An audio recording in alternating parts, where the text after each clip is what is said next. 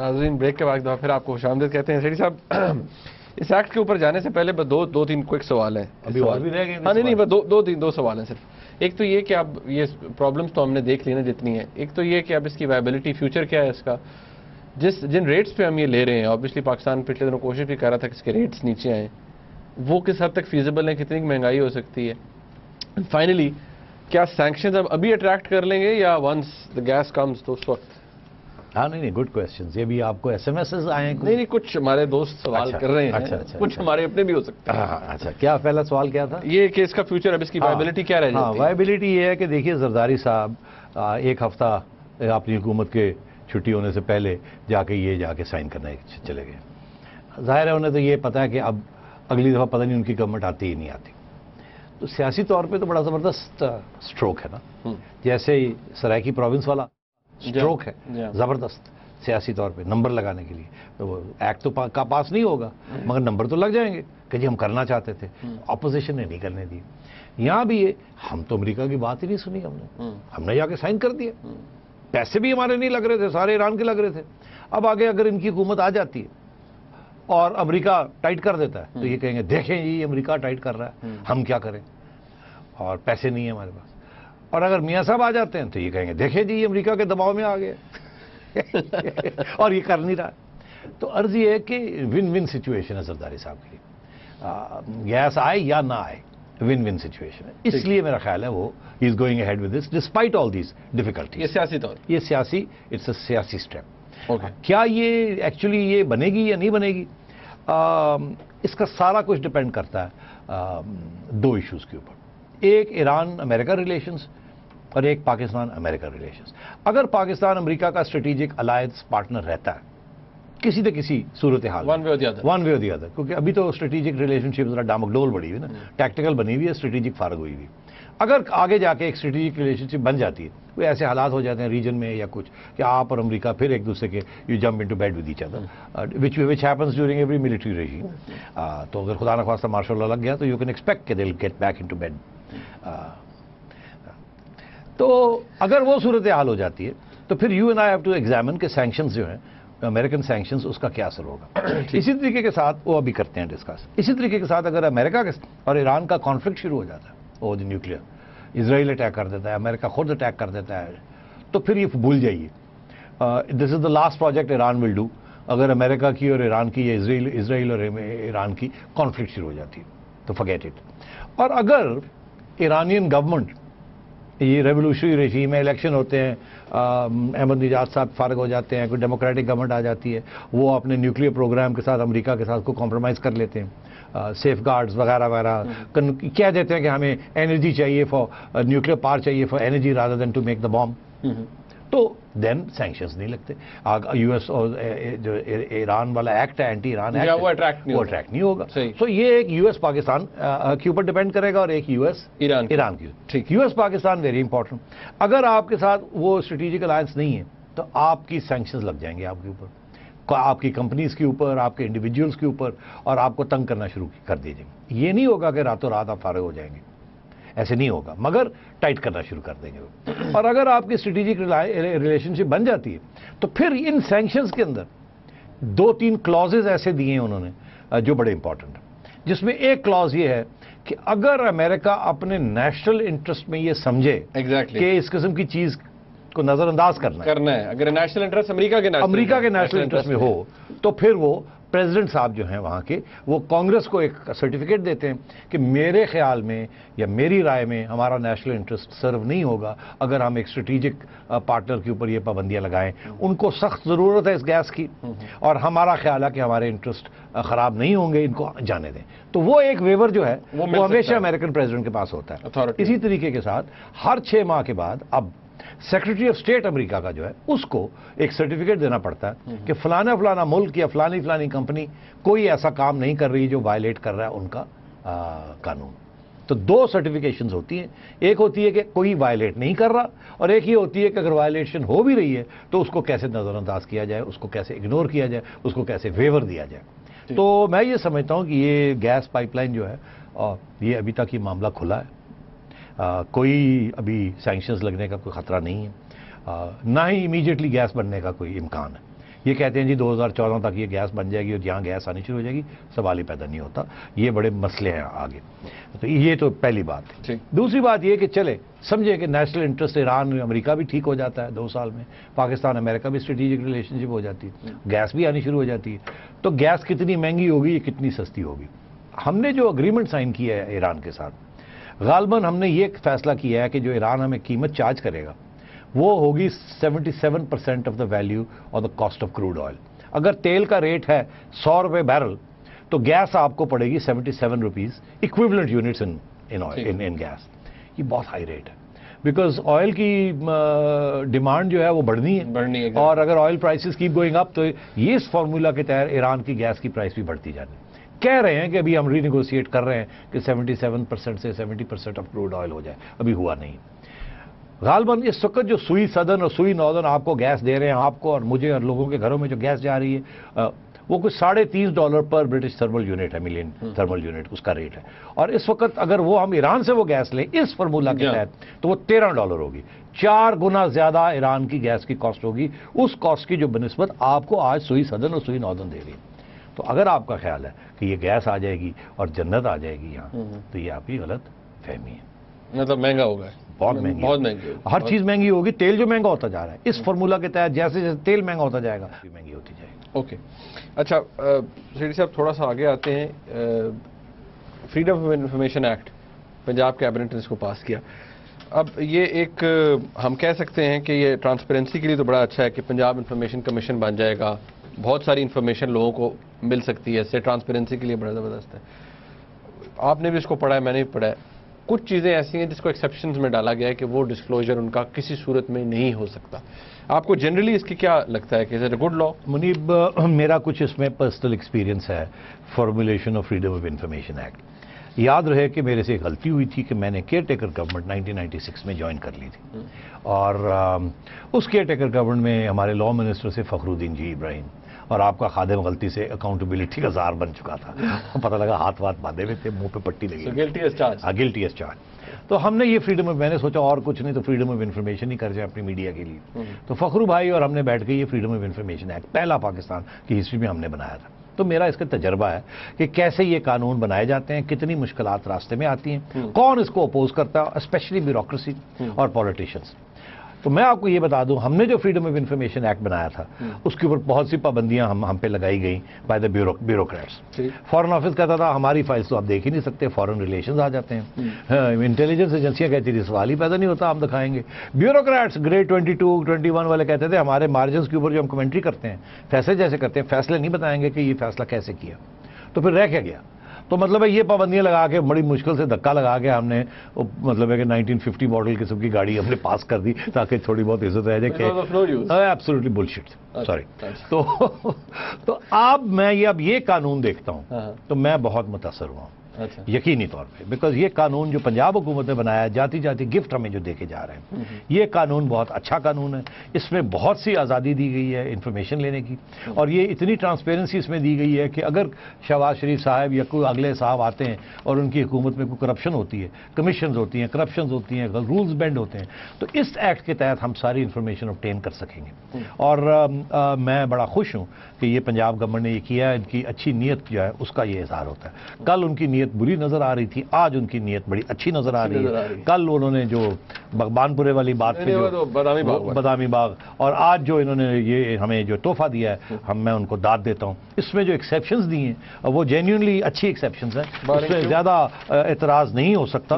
ایک ایکسیپشن یہ ہے کہ نیشنل ڈیفنس اور سیکیورٹی کو کوئی ایشو نہیں بننا چاہیے. ظاہر ہے اور انٹرنیشنل ریلیشنز نہیں خراب نہیں ہونے چاہیے. پرسنلائز ڈاکیومنٹس جو ہیں ان کو بھی، اور پرسنل کوئی ایسی چیز نہ ہو جس میں کسی کی پرسنل زندگی کے اوپر یا کوئی تو اس قسم کی چیز نہیں. کوئی آپ افیئر کر رہے ہیں تو اس کو نہ دکھایا جائے. میرا آپ سے مراد آپ نہیں ہے، آپ سے مراد یہ ہے کہ کوئی وغیرہ اینڈ سو آن. اور تو میں یہ سمجھتا ہوں جینیونلی اسپیکنگ اس کا میکینزم بھی بڑا اچھا ہے. کمیشن بنائیں گے اور ایکشن ہوگا اس کے اوپر، اور سو فل مارکس شہباز شریف ہے پنجاب اسمبلی. ناظرین ایک بریک لیتے ہیں، جب بریک کے بعد واپس آئیں گے تو کچھ الیکشن کمیشن کے حوالے سے بات ہوگی، کچھ ڈوئل نیشنلٹی آف ججز کے حوالے سے جو بحث چل رہی ہے سینٹ میں اس حوالے سے بات ہوگی. ہمارے ساتھ رہیے گا.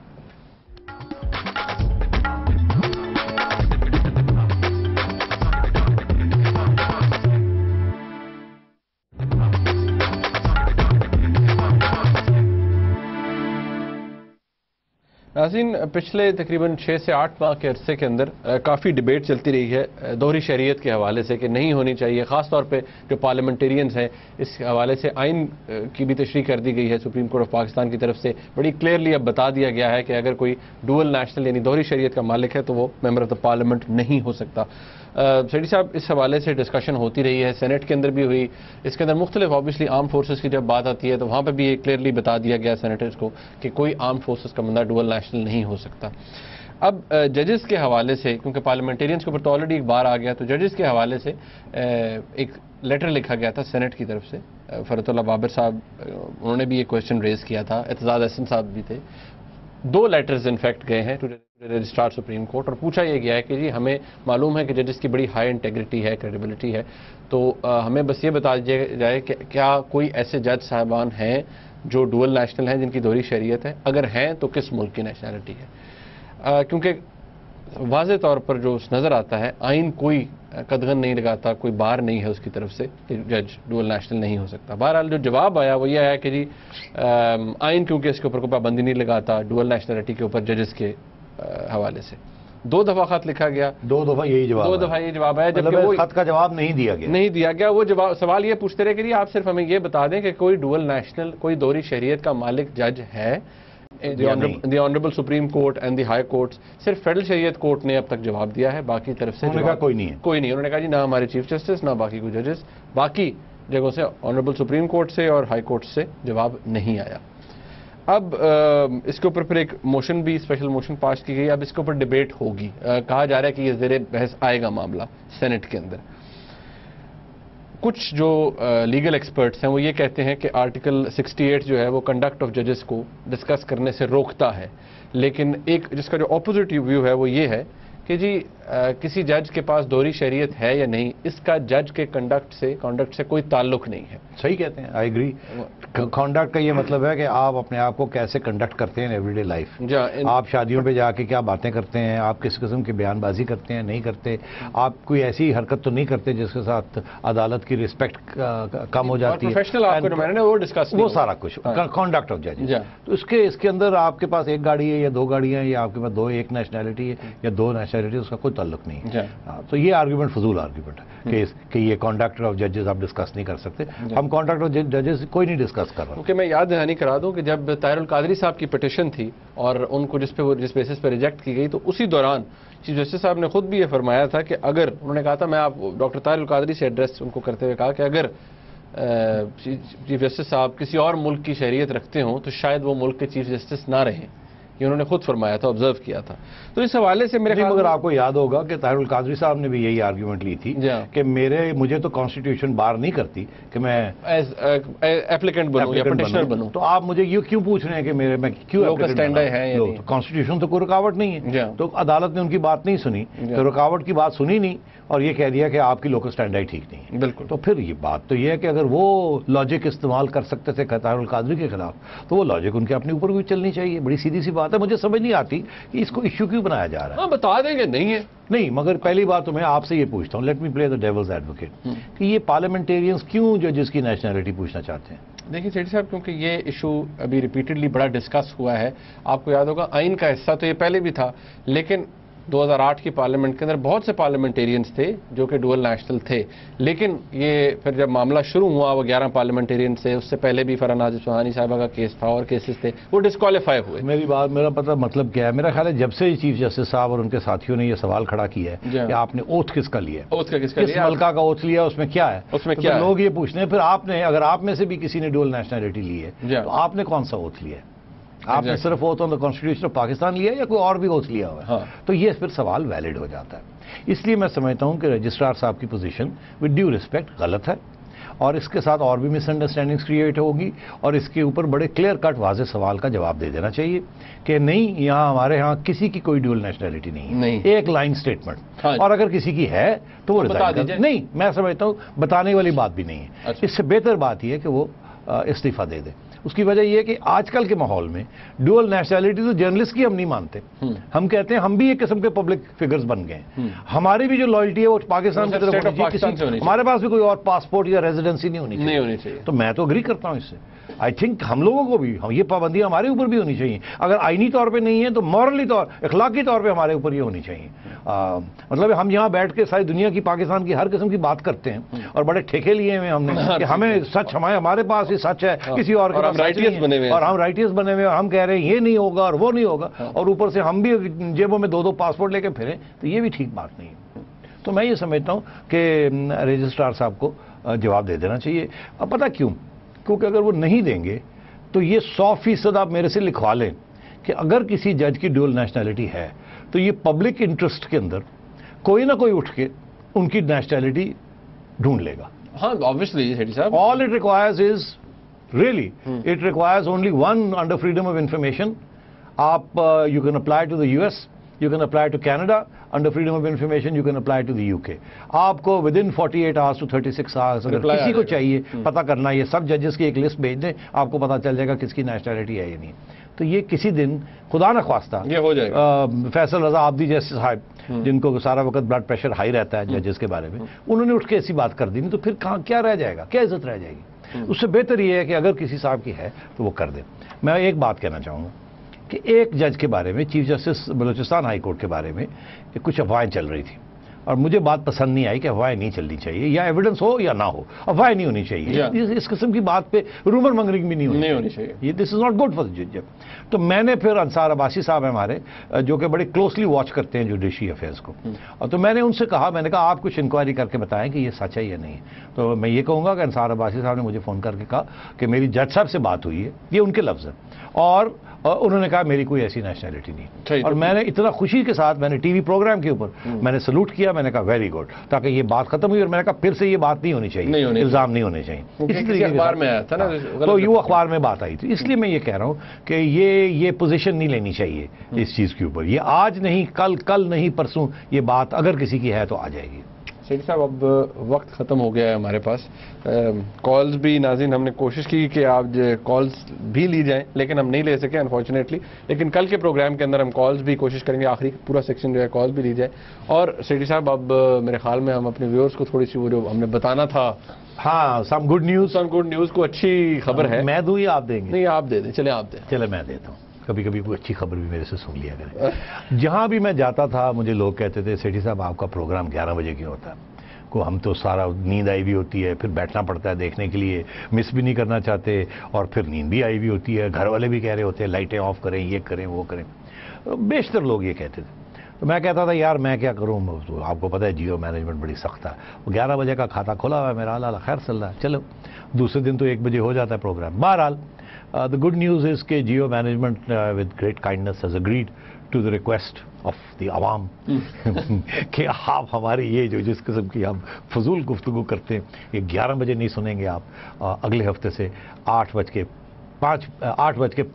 پہ جمعہ ہفتہ اور اتوار, جمعہ ہفتہ اور اتوار 8:05 پہ آپس کی بات ہوگا, لائیو ہوگا, ٹائم پہ ہوگا, اور انشاءاللہ ہم آپ کے ساتھ رہیں گے. یہ بس ایک کل کا پروگرام ہے جو 11 بجے ہوگا. اس کے بعد we will shift next week, Monday Tuesday Wednesday نہیں ہوگا, Friday Saturday Sunday onwards circle شروع ہو جائے گا, and at prime time 5 minutes past 8 as they say stay with us. ناظرین آپ نے پروگرام دیکھا, اس کا فیڈ بیک ہمیں ضرور دیجیے گا. دیکھنے کا بہت شکریہ. خدا حافظ.